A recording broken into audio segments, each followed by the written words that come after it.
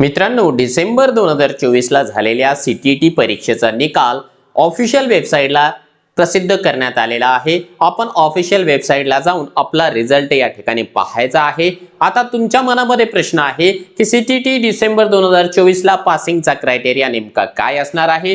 तर बघा, ज्या उमेदवारांनी परीक्षा ओपन मधून दिली होती आणि ज्यांना 90+ मार्क मिळालेले आहेत ते उमेदवार या ठिकाणी पास झालेले आहेत, आणि जे उमेदवार यांनी कॅटेगरी मधून फॉर्म भरलेला आहे आणि ज्या उमेदवारांना 82 मार्क मिळालेले आहे अशा उमेदवारांनी स्वतःला पास समजायचा आहे। जे उमेदवार या ठिकाणी ओपन मधून फॉर्म भरलेले आहेत परंतु त्यांच्याकडे ईडब्ल्यूएस चं सर्टिफिकेट आहे, त्याही उमेदवारांनी या ठिकाणी 82 मार्कला स्वतःला पास समजून घ्यायचं आहे।